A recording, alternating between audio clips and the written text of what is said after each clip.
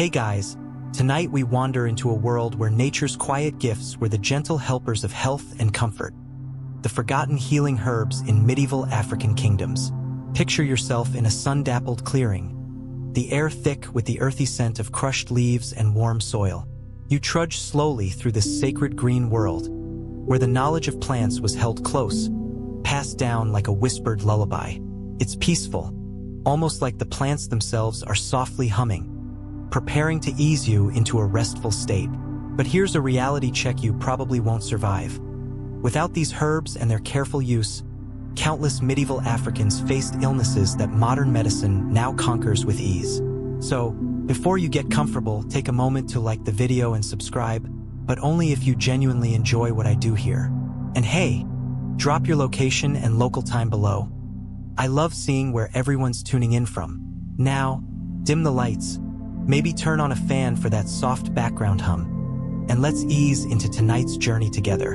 From the very beginning, plants in African societies were not just food or decoration. They were medicine, magic, and a kind of silent conversation with the earth. Long before medieval kingdoms rose and fell, communities nurtured an intimate understanding of herbs, rooted in centuries of observation and trial. These healing traditions weren't simply about curing ailments. They were woven into the cultural fabric, rituals, and beliefs that shaped daily life. Imagine an ancient herbalist's garden. Not the neat rows of a European monastery, but a lush, wild tangle of leaves, flowers, and roots. Every plant had a purpose, whether to soothe an aching muscle, calm a restless child, or offer protection against unseen spirits. Historians still argue whether some of these plants' effects were mostly psychological, spiritual, or chemical, but the reverence for their power was universal. Moringa, often called the miracle tree, was one such beloved herb. Its leaves, rich in nutrients, were dried and brewed into teas to strengthen the body and quiet the mind. Baobab fruit, another gentle healer, provided vitamins that helped stave off fatigue and supported restful sleep. You might chuckle imagining medieval folks brewing these sleep teas in clay pots while we reach for chamomile bags today. It's comforting to think that, across centuries and continents, people sought the same simple calm. But not all herbs were straightforward. Some remedies included surprising extras like termite saliva, believed to bind ingredients and enhance healing, or honey, used not just for sweetness but for its soothing, antimicrobial properties. These additions were subtle, a bit like adding a pinch of humor or a soft sigh to a conversation with nature. Throughout this time, healers and herbalists were revered as quiet custodians of this ancient knowledge. Their craft wasn't flashy or hurried. It was a patient, thoughtful art passed down through generations. They listened to plants and people alike, gently mixing remedies that soothed without overwhelming. These practitioners lived in tune with the rhythms of the land, and their wisdom was a soft thread holding communities together. So tonight, as you settle in, you're stepping into a gentle world where every leaf whispers a story, every garden hides a secret, and healing is a slow, soothing process that invites peace. It might be boring history by modern standards, no dramatic battles or thunderous proclamations, but it's rich with quiet magic, perfect for easing your mind and inviting rest. You continue your slow stroll into the quiet heart of medieval African healing, where gardens weren't just places to pick your dinner but sacred spaces filled with purpose and calm. Imagine stepping softly between towering trees and low shrubs, the light filtering through leaves in soft, dappling patterns that dance like lazy fireflies on a warm summer evening. These weren't manicured gardens with stiff hedges and clipped lawns. No, they were natural groves, wild but intentional, places where healing herbs thrived alongside ancient stones, mossy roots, and whispered prayers. Sacred groves were often tucked on the edges of villages or hidden near bubbling streams, spots chosen not only for their fertile soil, but also for their spiritual resonance. You might almost hear the faint rustle of leaves, or the low murmur of old songs sung by those who came before. These groves were protected by generations of tradition, sometimes guarded by elders who knew the stories of every root and leaf. Some believed these places were homes to protective spirits or ancestral watchers, lending a quiet holiness to the plants that grew there. The weight of belief made each herb feel alive, more than just a plant. It was a living symbol of health and hope. Within these groves, you'd find familiar plants that still appear in healing traditions today. The silky leaves of wild sage, picked with gentle fingers to brew teas believed to invite sleep and pleasant dreams. The delicate flowers of the Kigelia tree, sometimes called the sausage tree for its oddly shaped fruit, whose pulp was mashed into poultices to soothe skin irritations and calm discomfort. The soft textures, mild scents, and slow preparation of these herbs were part of a larger ritual, a quiet lullaby from nature itself meant to ease both body and spirit. Historians still debate how much these gardens functioned as early botanical laboratories versus sacred retreats where healing happened more through ritual than science. Were these groves places of experimentation, where trial and error led to discovery? Or were they mainly spiritual refuges, their power lying in belief and ceremony? The truth probably lies somewhere in between, layered like the leaves pressed between the fingers of a careful herbalist. These gardens were also places of learning. Children and apprentices were taught to watch closely, to notice the subtle changes in plants with the seasons, to understand when a leaf had reached its peak potency, or when a root needed a few more days underground. The rhythm of planting, harvesting, and drying herbs was slow and deliberate, like a natural metronome marking the passage of time and encouraging a meditative patience in those who tended the plants. Although you might picture these groves as silent and still, they actually buzzed with quiet life.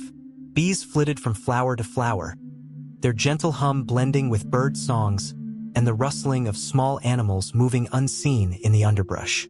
This natural symphony created a soft ambient soundtrack, a kind of soothing white noise that accompanied healing rituals and made these groves perfect sanctuaries for reflection and recovery.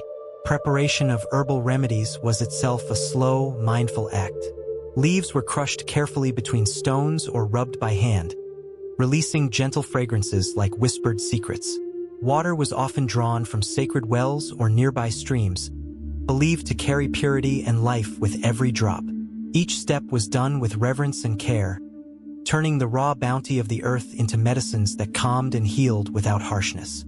So, as you imagine yourself wandering through these healing gardens and sacred groves, you step into a world where the tactile and the spiritual intertwine. The soft rustling of leaves is matched by quiet human rhythms, hands picking, grinding, and brewing with patience and love. Here, herbs don't just grow. They live and breathe alongside those who tend them, weaving a slow story of health, hope, and calm. You find yourself stepping deeper into the tranquil world of the healers and herbalists, those quiet, steady figures entrusted with centuries of plant knowledge throughout medieval African kingdoms.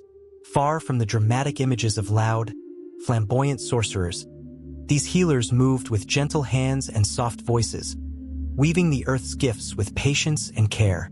Their role was not only to prepare medicines but also to listen attentively and observe carefully, respecting the slow rhythms of nature and the human body alike. These healers were deeply woven into the fabric of their communities. They served as more than just medical experts. They were counselors, spiritual guides, and keepers of tradition.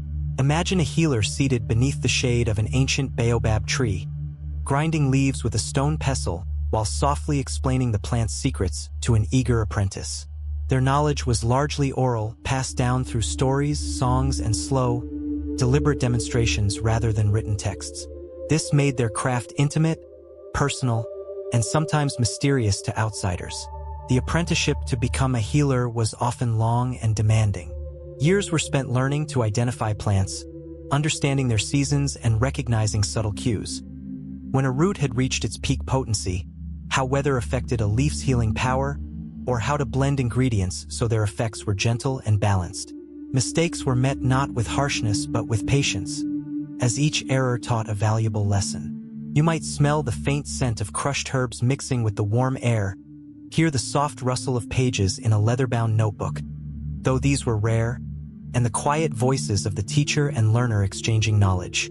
It was a delicate balance of science and spirituality. Some historians debate the extent to which certain remedies worked through chemistry or placebo effect. Perhaps the healer's calm presence, the soothing ritual of preparation, and the trust placed in their knowledge played just as important a role as the plants themselves. The gentle confidence and soft touch of the healer eased fears and quieted the mind, weaving intangible threads of comfort into every cure. Gender roles in healing traditions were varied and nuanced. While male herbalists often held formal titles and public recognition, women were the unseen but essential pillars of domestic healing. They preserved recipes, managed childbirth remedies, and cared for childhood ailments with a blend of practical knowledge and tender affection. Picture a mother gently brewing a tea for a restless child, the aroma of herbs mingling with lullabies whispered into the dusk, forming a slow, soothing ritual that eased worries and invited sleep. The tools healers used were simple yet effective: wooden mortars and pestles, clay pots for brewing, woven baskets for gathering fresh herbs. Nothing ornate, just the essentials to gently transform raw plants into soothing medicines. The act of preparation itself was often a quiet ritual, performed with reverence for the earth's gifts, ensuring that every step honored the plant's natural power. This calm world is filled with subtle sounds: the steady rhythm of a pestle grinding leaves, the faint fragrance of crushed herbs rising in soft waves, and the hushed murmur of the healer's voice telling stories and offering comfort. Healing here is not rushed. It unfolds at nature's own pace, a slow, soothing breath that calms body and spirit alike. As you imagine yourself beside a healer, witnessing the delicate dance of knowledge and nature, you feel the profound respect woven through every action. Healing was more than medicine. It was a gentle conversation between humans and the earth, a patient, tender craft that offered quiet hope in every leaf and root. Let's take a moment to imagine the daily life of one such healer.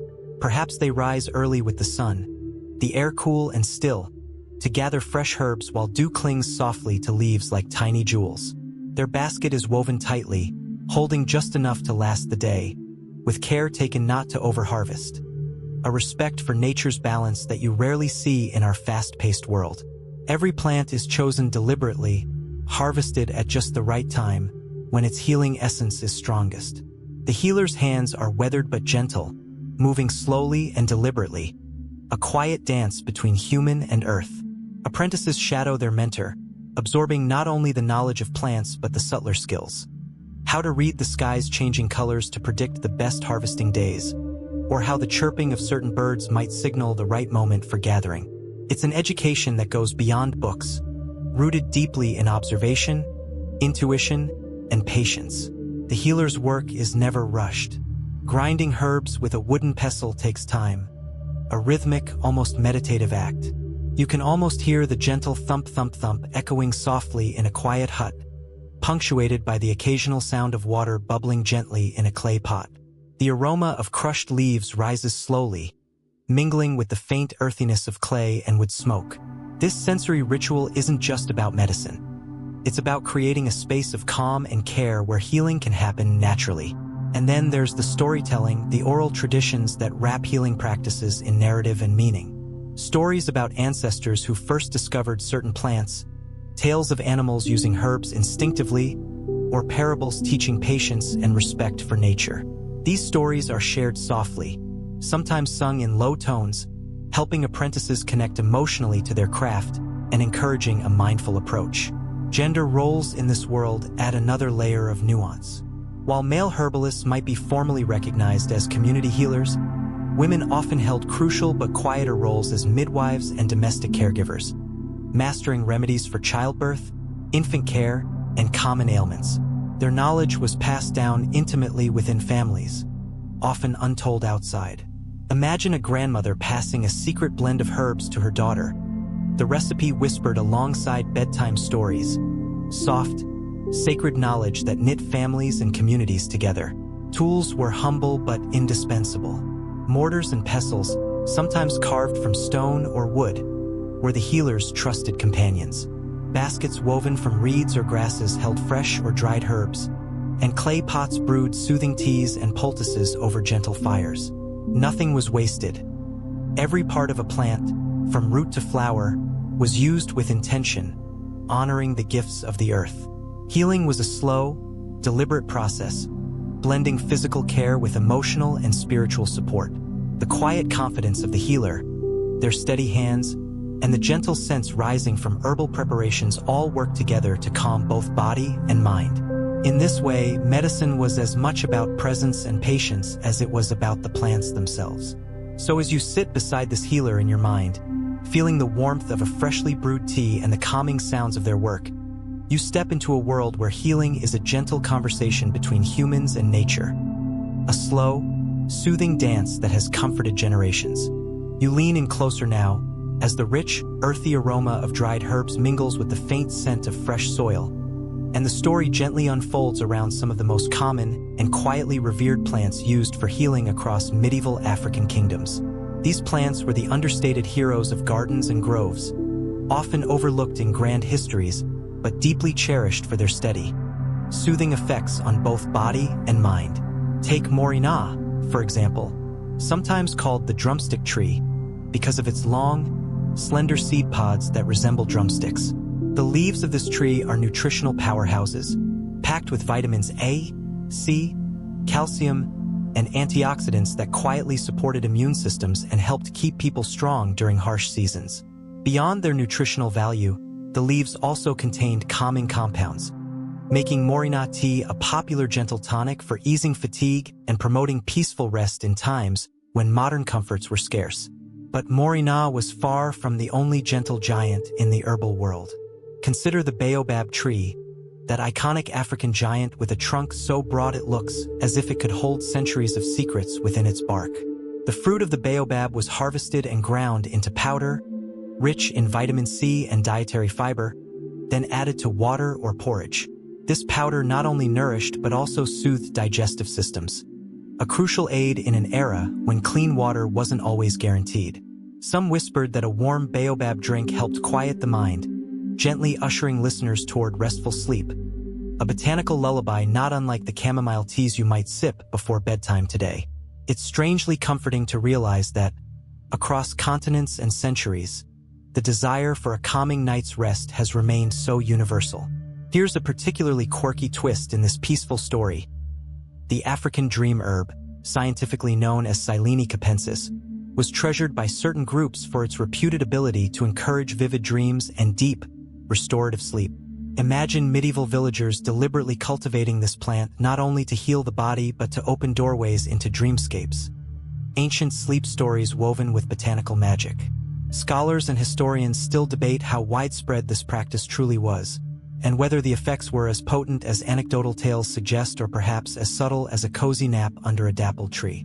Nevertheless, the very idea that plants were used to actively shape dream worlds adds a gentle layer of mysticism to the otherwise practical realm of herbal healing. Other plants, though less flamboyant, were no less important in everyday life.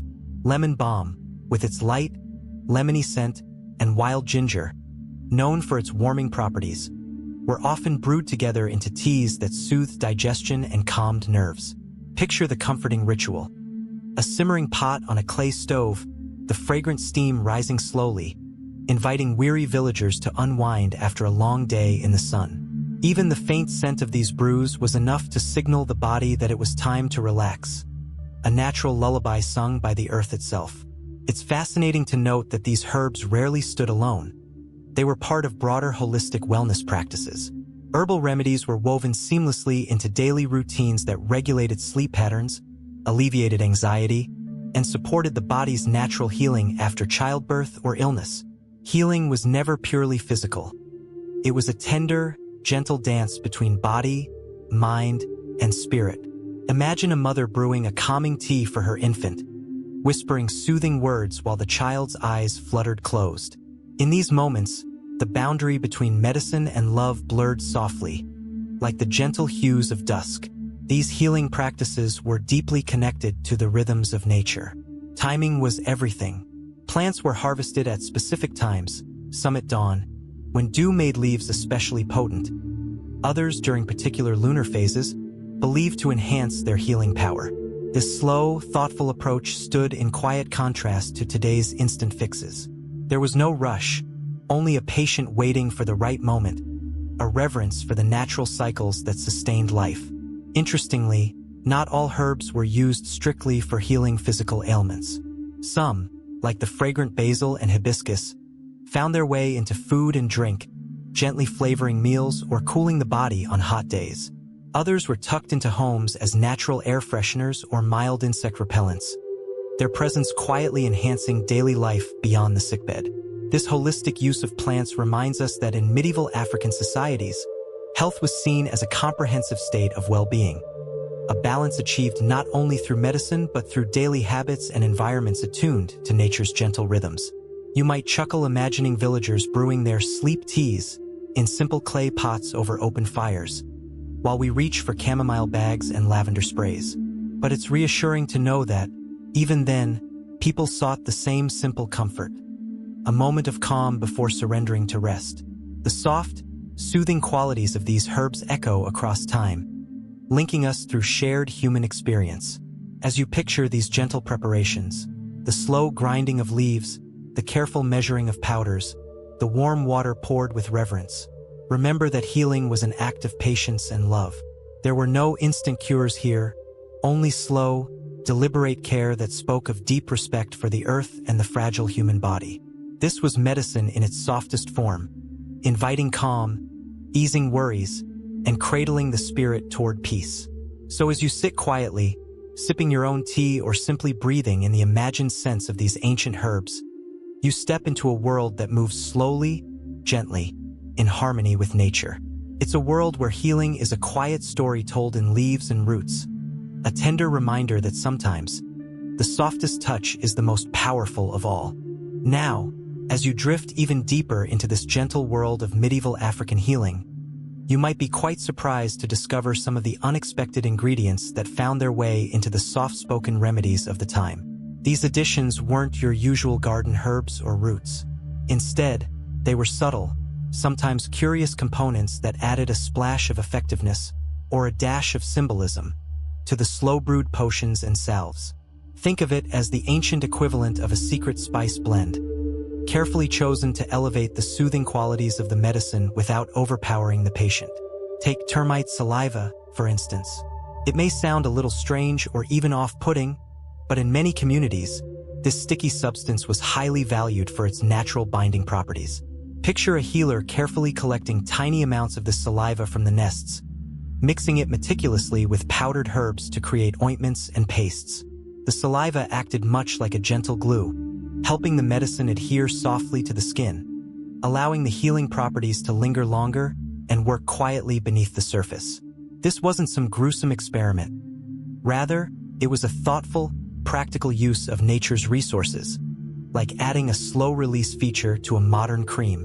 Historians still debate whether termite saliva's role was purely functional or carried deeper symbolic meaning, perhaps a reminder of the interconnectedness of all life, even the smallest creatures, in the healing process. Honey was another cherished ingredient, loved not just for its sweet taste but also for its soothing and antimicrobial qualities. It was added to bitter herbal brews to make them more palatable, and also used directly on wounds to help prevent infection. Imagine an herbalist dipping a wooden stick into thick, golden honey, the slow drip falling rhythmically into a bowl as the warm scent fills the air. Honey was gentle medicine itself, a natural remedy that calmed throats and soothed irritated skin, perfectly complementing the stronger herbs around it. Charcoal powder, finely ground from specific woods, was another fascinating addition. Its role was subtle, acting like a gentle detoxifier, absorbing unwanted toxins from the body or wounds. You might picture the healer carefully mixing a pinch of charcoal with other powdered ingredients, knowing that while it wasn't the star player, its presence quietly supported the overall effect. Charcoal's absorbent qualities were valued, and its dark color added a bit of visual weight to otherwise light and fragrant mixtures. Some recipes even included crushed snail shells or powdered minerals, adding a textural complexity and perhaps an earthy symbolism, grounding the medicine in the very soil from which the plants grew. Animal fats also found their way into many remedies, though the idea might seem rustic to modern ears. These fats were carefully rendered and used as carriers, helping to deliver the active components of the herbs deeper into the skin. Picture a slow, soothing massage with a balm made from softened fat and crushed herbs, each motion gentle, almost like a whispered promise of relief. While the idea of rubbing animal fat might sound odd today, It was a practical choice that combined nourishment with healing, much like the creams and oils we use now, only much slower to prepare and richer in tradition. What's truly remarkable about these ingredients is the way they show the healer's intimate knowledge of their environment. They weren't limited to plants alone. Instead, they embraced a wide range of natural resources, each carefully chosen for its gentle contribution to the whole. This holistic approach reveals a deep respect for balance and harmony, between body and nature, between strength and softness. Sometimes, these curious ingredients served not only physical purposes but symbolic ones too. The use of termite saliva, for example, might also symbolize industriousness and community strength, qualities the healer wished to invoke in the patient's recovery. Honey, often associated with sweetness and preservation, could represent the wish for a lasting, gentle healing. Even charcoal, with its transformative power from fire to ash, might carry metaphorical weight, a quiet nod to renewal and cleansing. While some of these additions might sound unusual, they were all part of a slow, thoughtful process, far removed from today's quick fixes and synthetic medicines. Each ingredient was carefully measured, mixed, and prepared with reverence for its power and purpose. The healer's work was a gentle craft, blending practicality with ritual, science with spirituality. So, as you imagine the healer's hands at work, mixing sticky termite saliva with fragrant leaves, stirring golden honey into bitter teas, grinding fine charcoal powder with a practiced touch, you witness a delicate alchemy. It's a slow dance with nature, a patient dialogue between Earth's gifts and human care. There's no rush, no harshness, only the soft promise of healing unfolding in its own time. And as you settle deeper into this story, perhaps you feel a gentle sense of calm washing over you, much like the soothing balms these ancient remedies offered. The unexpected ingredients remind us that healing is often about more than just the obvious. It's about subtlety, respect, and the quiet magic found in the small details of care. As you settle deeper into this slow, soothing story, let's gently explore the quiet science behind those leaves and roots, the subtle magic that made medieval African herbs work their calming wonders. Unlike today's lab-coated researchers with microscopes and test tubes, those ancient healers relied on keen observation, passed down wisdom, and slow trial and error. Their methods weren't flashy but thoughtful, grounded in nature's rhythms and human experience.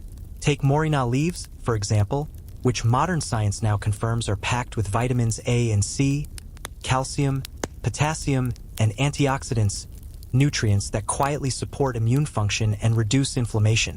Historians and scientists still debate whether people of the time understood these chemical properties or if their knowledge was purely experiential. Did they know why a cup of moringa tea calmed a fever, or was it more about the comforting ritual itself? The answer might be both, layered like the leaves pressed between gentle fingers. Similarly, baobab fruit, often ground into powder, has natural prebiotic fibers that soothe digestion, a key to restful sleep since a troubled stomach rarely invites dreams.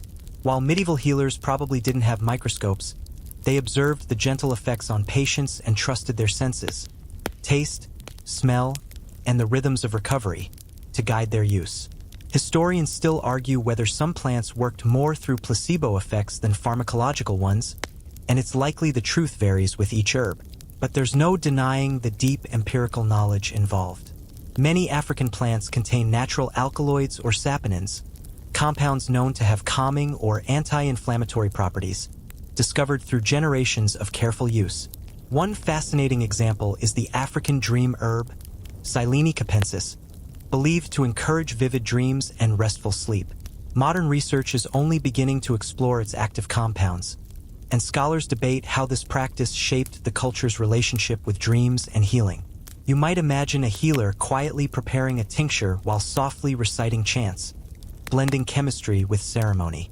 What's more, the slow methods of preparation, drying leaves in the shade, grinding them gently with stone tools, brewing teas at low heat, helped preserve delicate compounds that could be lost with harsher processing.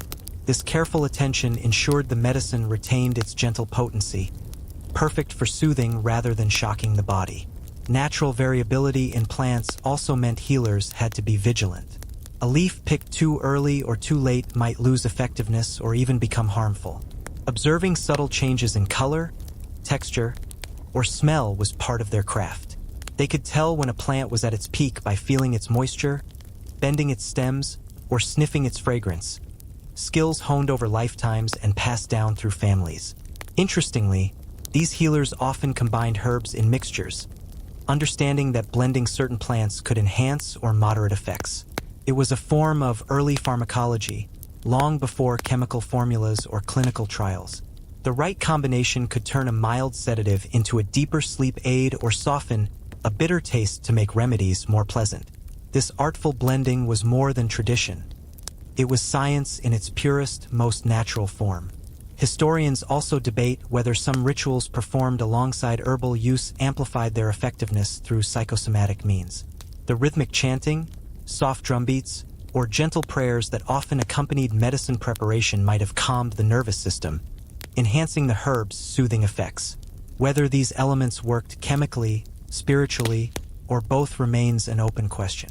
The deep respect for nature cycles was another key to the science of healing. Healers knew that the time of day, season, and moon phase could influence a plant's power. Harvesting roots during certain lunar phases or gathering leaves in early morning dew were practices meant to harness nature's subtle energies. These traditions, though lacking modern scientific explanations, reveal a sophisticated understanding of plant biology and ecology. In your mind, picture the healer's slow, rhythmic motions, crushing leaves between smooth stones, carefully measuring powders, gently stirring teas. The soft steam rising from a clay pot carries scents that soothe as much as they heal. It's a sensory symphony that calms body and mind before the medicine even touches skin or tongue. So, as you sit quietly with this story, remember that the healing power of medieval African herbs lay not only in their chemistry, but also in the patient, mindful hands that prepared them and the rituals that surrounded their use. It was a dance between nature's gifts and human care, a slow, deliberate craft that offered comfort and calm in every leaf and root. You find yourself gently slipping further into the quiet world of medieval African herbal remedies, this time focusing on the plants and practices specifically used to soothe restless nights and invite calm sleep. Long before mattresses were plush or nightlights glowed softly in bedrooms, these herbs played a crucial role in helping people unwind, relax, and drift peacefully into dreamland. It's a comforting thought that, even centuries ago, the simple desire for a good night's rest was shared so intimately across cultures and continents. One of the most cherished sleep aids was valerian root, though under different local names and variants. Known for its mild sedative properties, it was often brewed into teas to calm racing minds and ease tension. Imagine a healer grinding the fragrant root into a powder, its earthy aroma filling the air like a gentle whisper. While historians still debate how widely valerian was used across various African regions, its calming effect was well known in many parts of the world, suggesting some fascinating cross-cultural connections through trade or shared knowledge. Alongside valerian, lavender and chamomile-like plants were popular for their soothing scent and mild calming effects. These flowers were often crushed and tucked into small cloth bags, placed under pillows to lull sleepers with their gentle fragrance. The scent of lavender, in particular, was believed not only to promote sleep but to keep away restless spirits or nightmares, a reminder that herbal remedies often walked hand in hand with spiritual beliefs. The slow, fragrant ritual of preparing these sachets was as much about setting the mood for rest as it was about the plants themselves. Other herbs targeted physical discomforts that could disrupt sleep. For example, wild ginger was brewed to ease stomach aches or muscle pain, helping to relax the body so it could surrender more easily to rest. You might picture a warm cup of ginger tea cradled in tired hands after a long day of work under the hot sun, the spicy warmth radiating comfort and relief. This holistic approach to sleep recognized that body and mind are intertwined, and calming one helped soothe the other. There were also lesser-known plants used for their mild anxiolytic properties, herbs that reduced anxiety without sedating too deeply. One such example is Kanna Silicium tortuosum, a succulent native to southern Africa, chewed or brewed into tea to gently lift the spirits and calm nervous tension.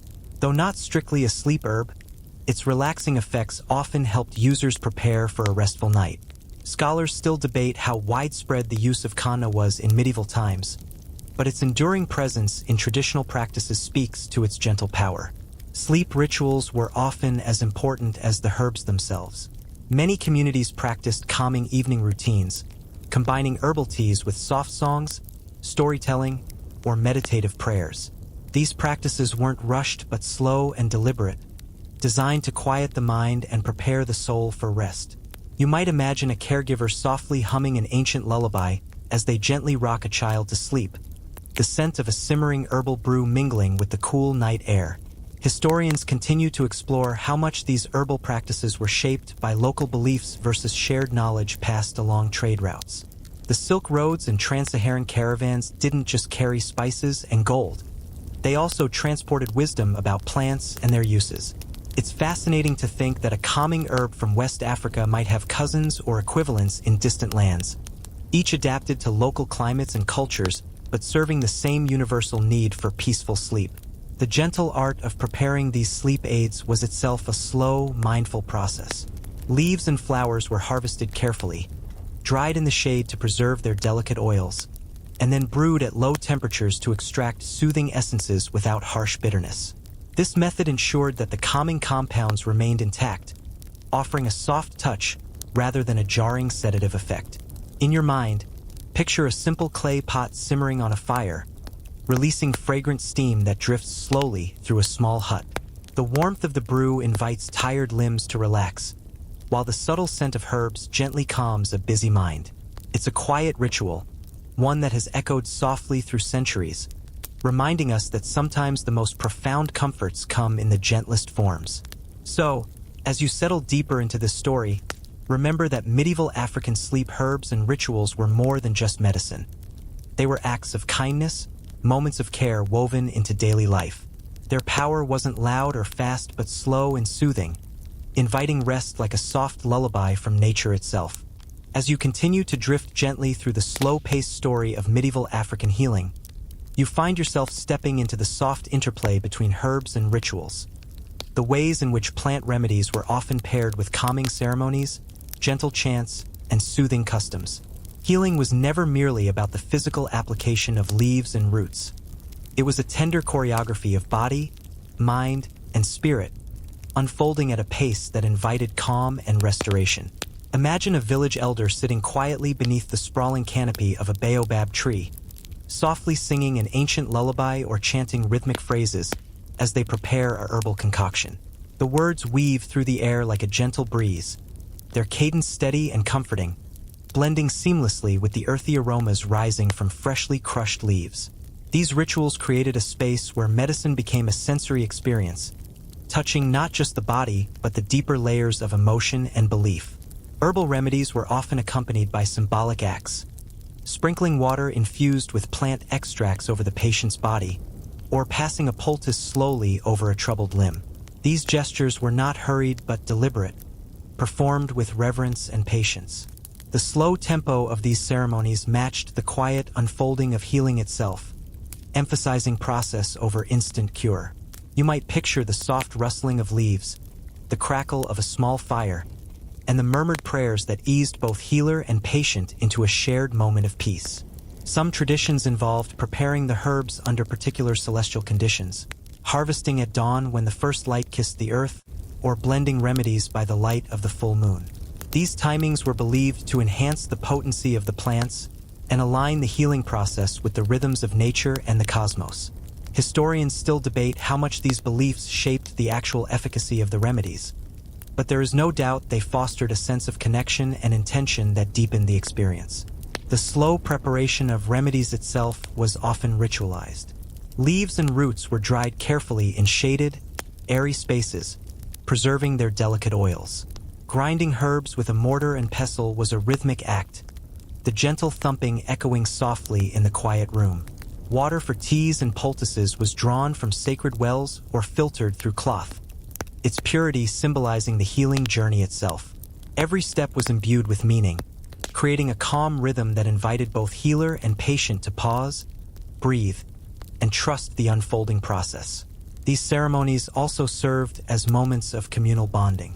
Healing wasn't isolated. It was woven into the social fabric. Neighbors, family members, and friends often gathered during healing rituals, offering quiet support or sharing stories. The shared experience fostered a collective calm, reminding all involved that illness and recovery were parts of a larger human journey. You can almost hear the soft chatter, the gentle laughter, and the steady footsteps that mark the slow passage of time in these healing spaces. In some communities, music and dance were integral to healing ceremonies, not in the boisterous, energetic sense, but as slow, measured movements that echoed the heartbeat of the earth. The soft tapping of drums or the low hum of stringed instruments accompanied prayers and chants, weaving a sonic tapestry that relaxed the mind and body. These sensory layers, the smells, sounds, and sights, combined to create a holistic environment where healing was more than physical restoration. It was a deep, soothing renewal. You might think that all this slow ritual sounds a bit old-fashioned or superstitious, but there's something profoundly calming in these repeated, deliberate acts. They create space for the mind to let go of worries, for the body to relax, and for the spirit to feel nurtured. Modern science is beginning to recognize that ritual and environment play significant roles in the healing process, what ancient African healers knew intuitively. So as you imagine the delicate mixing of herbs, the soft singing of an elder, and the slow breathing of a community gathered in care, you step into a world where healing is a gentle ceremony. It unfolds without rush or pressure, inviting a deep sense of peace and the quiet hope that comes from being tenderly cared for, body and soul. You now find yourself tracing the slow-moving caravans and ancient trade routes that crisscrossed medieval African kingdoms, paths not only for goods like gold, salt, and spices, but also for the quiet, precious exchange of herbal knowledge. These routes, winding through deserts and savannas, mountains and forests, served as living libraries where healers, traders, and travelers shared wisdom about plants and remedies. Imagine the gentle rhythms of camels' footsteps on sun-warmed sand, carrying more than just cargo, but stories and secrets of healing. Trade routes like the trans-Saharan paths were arteries of culture and knowledge. Along these dusty roads, merchants and healers exchanged seeds and dried herbs, passing along insights about which plants soothed fever, calmed anxiety, or healed wounds. A trader from Timbuktu might share a recipe involving baobab fruit with a healer in the Maghreb, while a caravan crossing the Sahara might carry packets of African dream herb seeds toward distant markets. This flow of botanical wisdom was slow but steady, an ancient network of green knowledge spreading quietly beneath the larger movements of commerce and conquest. Historians still debate how much of this herbal knowledge was carefully guarded as secret wisdom and how much was openly shared. Some evidence suggests that while certain prized recipes were kept within families or guilds, much of the knowledge traveled freely, helping communities far from the plant's native habitat. Imagine a healer in a far-flung village experimenting with a new herb brought by traders, learning through slow observation how to integrate it gently into existing remedies. Alongside the trade of plants themselves, there was the exchange of stories, oral histories, and personal experiences that enriched the understanding of each herb's qualities. These narratives might include subtle details about harvesting times, preparation methods, or even the symbolic meanings attached to plants. You can almost hear the crackling of campfires where travelers shared these tales under starlit skies, their voices soft and steady like the night wind. Trade routes also connected African herbal traditions with those from distant lands. Silk roads stretching toward Asia and routes linking to the Mediterranean introduced new plants and ideas that mingled with local knowledge. Some herbs found in African remedies today bear marks of this blending, ingredients originally from India or Arabia, adapted and reinterpreted to suit local climates and customs. This fusion created a rich tapestry of botanical wisdom, weaving together diverse cultures through the shared language of healing. In these caravans and market towns, healers sometimes gathered, forming informal councils where they compared notes and exchanged samples. It was a slow process, full of patience and respect, unlike modern conferences or quick internet exchanges. They listened carefully to each other's experiences, sometimes disputing the efficacy of a certain root or debating the best method for drying leaves. These discussions contributed to an evolving body of knowledge that balanced tradition with new discoveries. The slow spread of herbal knowledge along these routes also helped preserve endangered plants. By cultivating important medicinal species far from their original habitats, communities ensured their survival. This early form of botanical conservation showed a deep understanding of the value of biodiversity and the necessity of stewardship, concepts only recently rediscovered by modern science. Imagine, too, the quiet role of women traders and healers in this exchange. Though often invisible in grand historical records, women were vital carriers of herbal wisdom, both as gatherers of local plants and as transmitters of knowledge between communities. Their networks often extended beyond official trade routes, reaching into villages and households where daily healing took place. Through their work, the slow flow of herbal medicine touched countless lives. As you picture these ancient caravans, feel the rhythm of their journey. The steady clop of hooves or footsteps, the rustle of silk and spices in bundles, the whispered exchanges of plant names and recipes. It's a world where knowledge traveled slowly but surely, carried with care and shared in trust. So, as you settle into this story, remember that the trade routes were more than just highways of commerce. They were gentle bridges of healing wisdom. Their slow, steady movement helped nurture the quiet, living legacy of medieval African herbs, weaving communities together through the soft, green threads of nature's gift. You find yourself journeying into lesser-known corners of medieval Africa, places often overlooked by the sweeping narratives of history, but rich with unique healing traditions and botanical treasures. These regions, hidden valleys, remote savannas, and dense rainforests, were home to communities whose intimate knowledge of local plants shaped their health and culture in ways both fascinating and gently profound. Exploring these lesser-known healing cultures is like stepping into a quiet world where every leaf holds a secret and every root tells a story. Consider the healing practices of the San people, the ancient hunter-gatherers of southern Africa, whose herbal knowledge is both subtle and deeply entwined with their spiritual beliefs. The San used plants not only as medicine but as connectors to the spirit world. For instance, the kanna plant, Silicium tortuosum, chewed to relieve pain and uplift the mood, was prized for its gentle effects that eased both body and mind. Imagine a San healer preparing this plant carefully, its use intertwined with quiet rituals and storytelling that honored ancestors and nature alike. The slow, deliberate pace of their healing reflected a worldview that saw health as harmony, not just within the body but with the environment and the spirit. Moving northward, the forest-dwelling peoples of the Congo Basin developed their own rich pharmacopoeia from the dense biodiversity around them.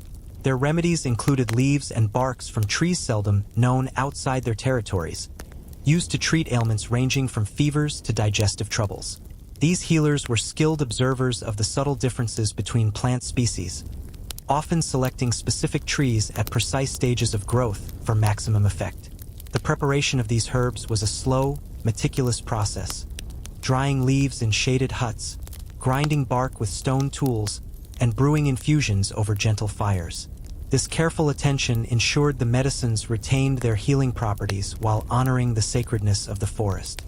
In the East African highlands, communities incorporated unique plants like the wild garlic and artemisia species into their healing practices. Artemisia, known for its anti-malarial properties, was often brewed into teas to gently reduce fevers and ease discomfort caused by mosquito-borne illnesses. Though the plant's effectiveness has been recognized only recently by modern science, traditional healers prized its calming influence long before clinical trials. Imagine a healer watching over a patient, slowly administering doses brewed from hand-picked leaves, their faith in the plant's power steady and unhurried. In the arid Sahel region, healing herbs had to be hardy and drought-resistant, adapted to survive harsh climates. Plants like neem and hibiscus were used for their cooling and anti-inflammatory properties. These communities developed sophisticated methods for extracting and preserving herbal medicines, often drying leaves carefully to last through dry seasons. Their healing traditions emphasized balance between the body and the harsh environment, between work and rest, between the seen and unseen worlds. Historians still debate how much these lesser-known healing cultures influenced each other and the broader African healing traditions. Some argue that isolated geography fostered unique, deeply specialized knowledge, while others suggest that trade routes and migration spread herbal wisdom more widely than previously thought. Either way, the diversity of plants and practices across these regions reflects a mosaic of healing strategies, each adapted to its environment and community. Gender roles in these cultures often mirrored those seen elsewhere. Women played vital roles as midwives and domestic healers, preserving family recipes and nurturing health with tender care. Men sometimes served as ritual specialists or community healers, but the boundaries were fluid, shaped by tradition and circumstance. This shared responsibility fostered a rich oral tradition where knowledge passed softly from generation to generation. The everyday use of these herbs extended beyond medicine. Many were integral to food preparation, used as spices and preservatives, while others freshened homes or served in beauty rituals. For example, African black soap, made from plant ashes and oils, was prized not only for cleansing but also for soothing skin conditions. These practices show how healing permeated daily life, blending health, beauty, and comfort in a seamless whole. As you imagine yourself in one of these communities, gathering herbs at dawn, listening to elders recounting ancient wisdom, watching the slow preparation of healing brews, you enter a world that values patience, observation, and respect for the natural world. Healing here is a quiet art, practiced with humility and deep connection. So, as you settle deeper into this story, remember that these lesser-known healing cultures, though often hidden from history's spotlight, hold precious lessons in gentle care and harmony with nature. Their unique plants and traditions enrich the vast tapestry of medieval African herbal medicine, offering soft whispers of wisdom that still resonate today.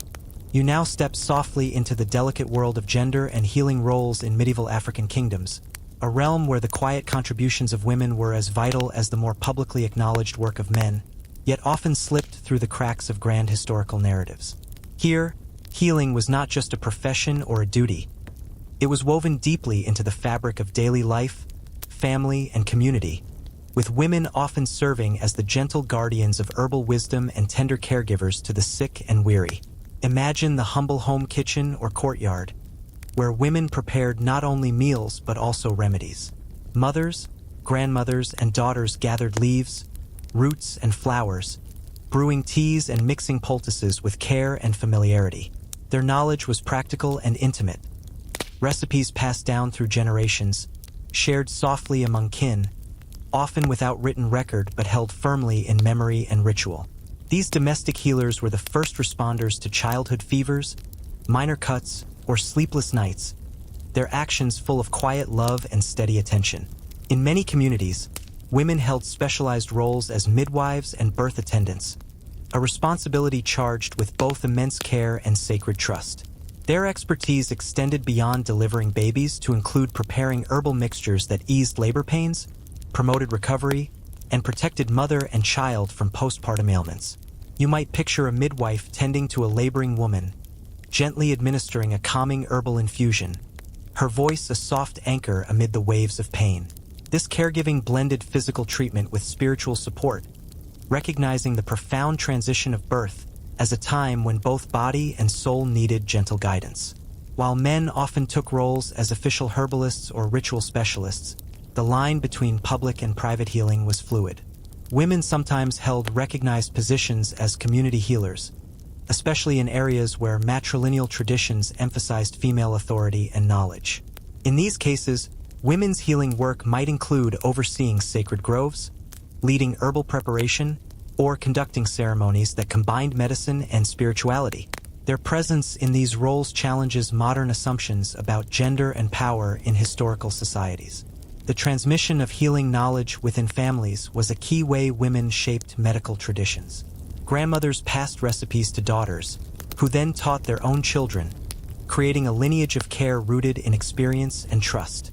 These teachings were often interwoven with stories, tales of ancestors, of plants with special powers, or of the balance between health and nature. This oral tradition was as much about cultural identity as it was about medicine, nurturing a sense of belonging and continuity. Beyond physical healing, women's roles extended into emotional and social care. Their work included comforting the sick, offering counsel during times of distress, and maintaining social harmony within communities. The gentle presence of a healer's wife or mother could ease tensions, calm anxieties, and provide a soft space where worries could be voiced and soothed. In this way, healing was a holistic endeavor, embracing body, mind, and spirit.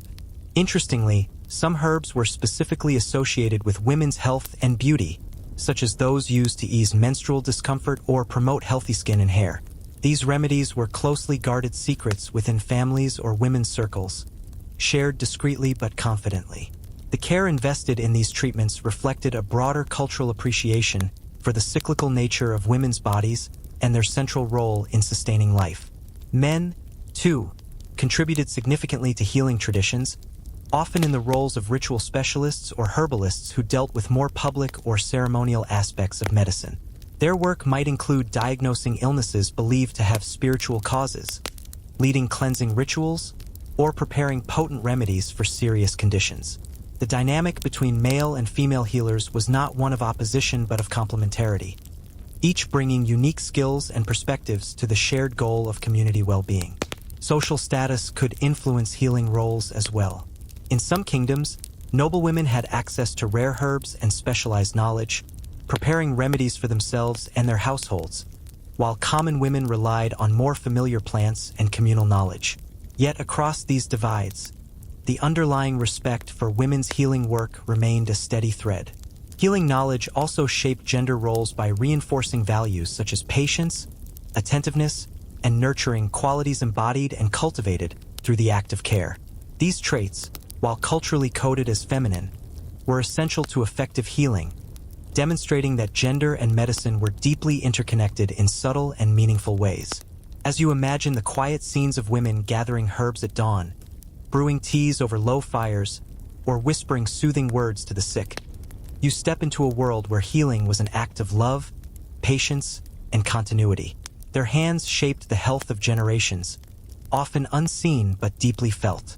So as you settle into this gentle story, remember that the vital role of women in medieval African healing traditions is a soft but powerful legacy. One that reminds us healing is as much about connection and care as it is about cures, and that sometimes the quietest voices carry the deepest wisdom. You now step softly into the world of royal courts in medieval African kingdoms, places where the quiet art of healing herbs took on a slightly different shade, still gentle and respectful, but layered with the whispers of power, prestige, and delicate courtly intrigue. Here, healing was not just about personal well-being, but also about maintaining the vitality of rulers and nobility, whose health was seen as intertwined with the fate of their realms. Imagine lush palace gardens filled with rare and fragrant plants, tended carefully by court herbalists whose expertise was both valued and closely guarded. The royal courts often had access to a wider variety of herbs than common folk, including exotic plants brought in through far-reaching trade routes. These rare botanicals were treasured for their unique properties and sometimes used in elaborate potions and balms designed to promote longevity, enhance vigor, or soothe ailments quietly, always without disrupting the ruler's demanding schedule. Picture a court herbalist mixing ingredients under soft candlelight, mindful that their concoctions needed to be effective yet gentle enough to avoid scandal or suspicion. Among the favored plants were those known for their calming effects: lavender, hibiscus, and frankincense, to name a few. These were often used not only for medicine but also for perfuming royal chambers, filling the air with scents meant to soothe nerves and invite restful sleep. The sensory experience of these plants played a subtle but important role in court life, helping ease the pressures of governance and the often stressful intrigues of palace politics. Historians still debate how much of the royal healing was based on actual botanical efficacy and how much was invested with symbolic meaning. Some argue that certain remedies were more about ritual and demonstration of care than about medicine, serving to reassure the ruler and court that all possible measures were being taken. Others suggest that the careful blending of herbs did indeed provide real health benefits, though perhaps wrapped in layers of ceremony and secrecy. Court herbalists were skilled practitioners who balanced science, ritual, and diplomacy. Their role went beyond preparation. They advised rulers on health practices, dietary choices, and even sleep routines. They were often close confidants, trusted not only with medicine but with secrets. Imagine the quiet exchange of whispered advice in dimly lit chambers, where the health of a king or queen might hinge on the healer's knowledge and discretion. These healers also faced unique challenges. Court life demanded remedies that worked subtly and without obvious side effects, since a public display of illness could be seen as a sign of weakness or invite political upheaval. The pressure to maintain the ruler's image meant that healing was often a quiet, behind-the-scenes art, practiced with great care and sensitivity.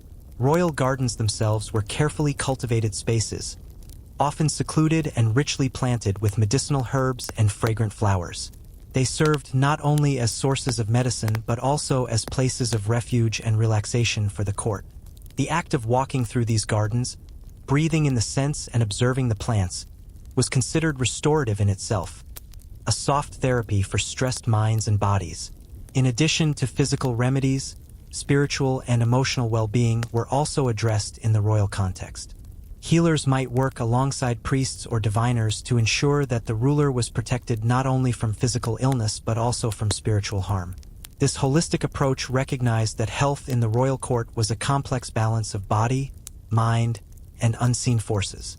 Women of the royal family, too, played vital roles in healing traditions. Queens and princesses often had their own trusted herbalists and midwives, and some were known for their knowledge of domestic remedies.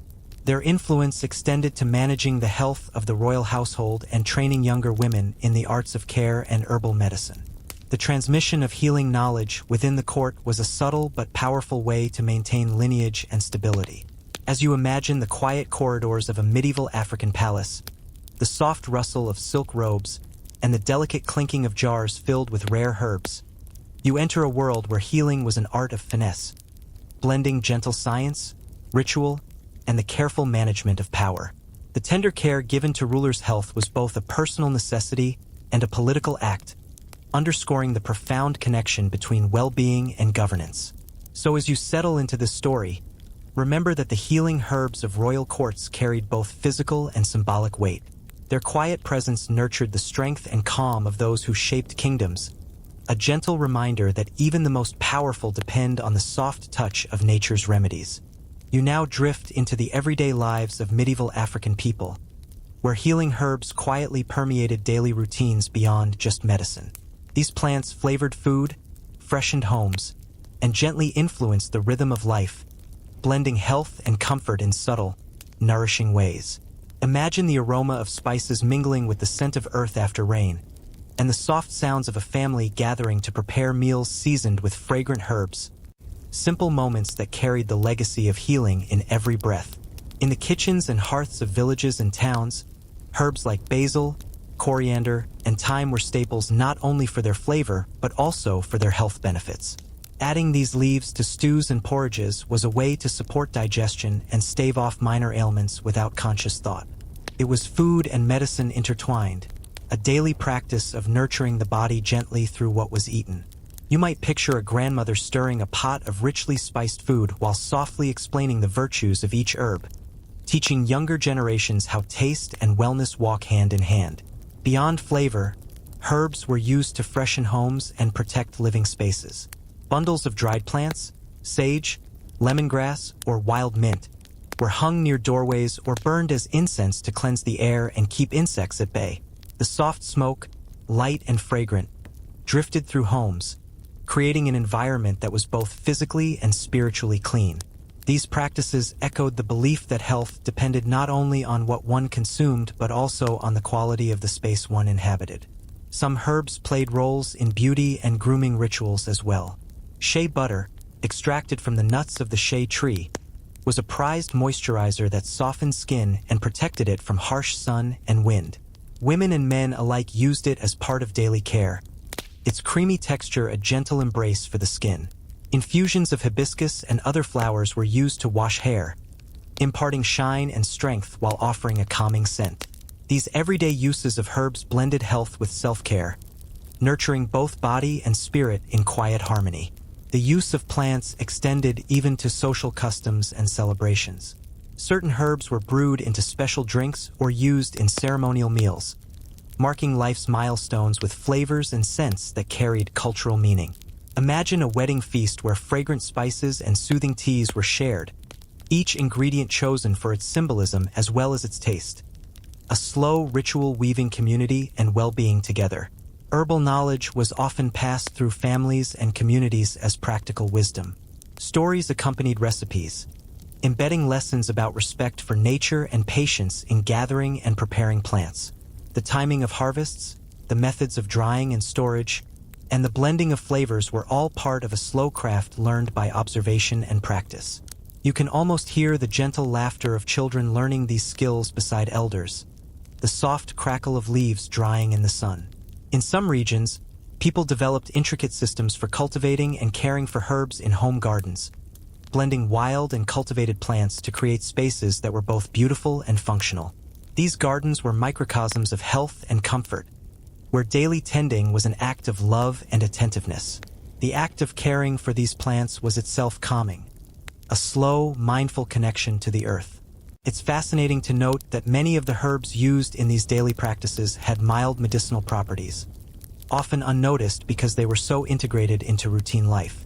This seamless blending of health and habit shows a deep cultural understanding. Prevention was as valued as cure, and wellness was maintained through gentle, ongoing care rather than dramatic interventions. You might smile imagining villagers gathering around fires, sipping mild herbal infusions after a meal, sharing stories while the day fades softly into evening.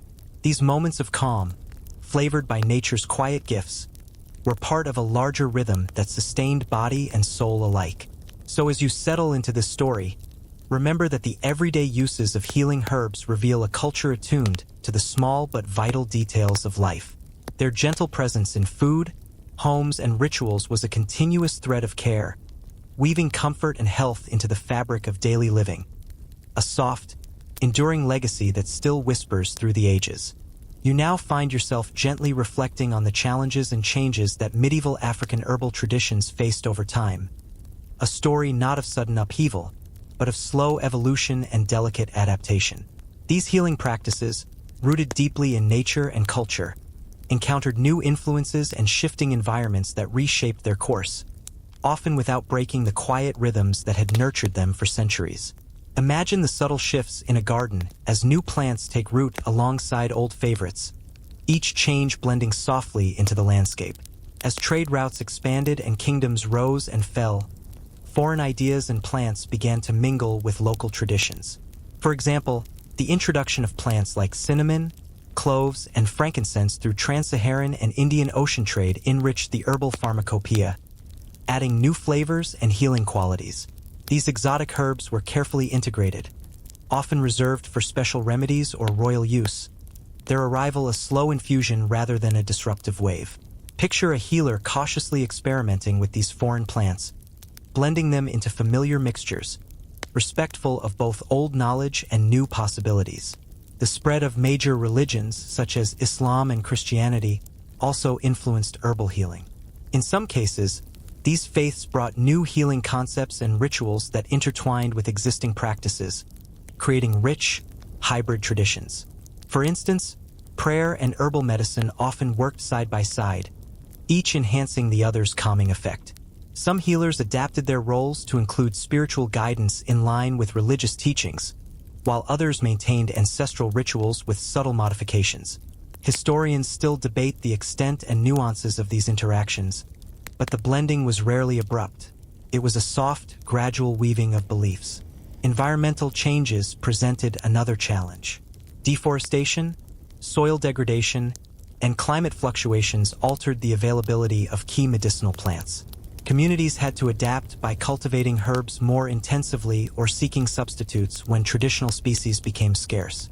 This often meant shifting from wild gathering to small-scale gardening, a change that subtly transformed the relationship between people and plants. Imagine the patience required to nurture a fragile herb bed, watching and waiting for each leaf to flourish in a changing world. Colonial encounters in later centuries brought yet more pressures.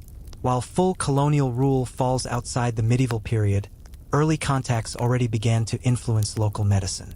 Imported pharmaceuticals, new social structures, and shifting power dynamics threatened traditional healers' roles. Yet, many herbal practices persisted, adapting quietly beneath the surface or blending with introduced medicines. This resilience speaks to the deep roots these traditions had in community life. Education and knowledge transmission faced its own transformations. Oral traditions, so vital to preserving herbal wisdom, confronted challenges from changing social structures and the introduction of written languages and formal schooling. While some knowledge was documented for the first time, much remained encoded in stories, songs, and hands-on apprenticeship. The risk of loss was real, yet many communities found ways to keep these teachings alive through family lines and local institutions.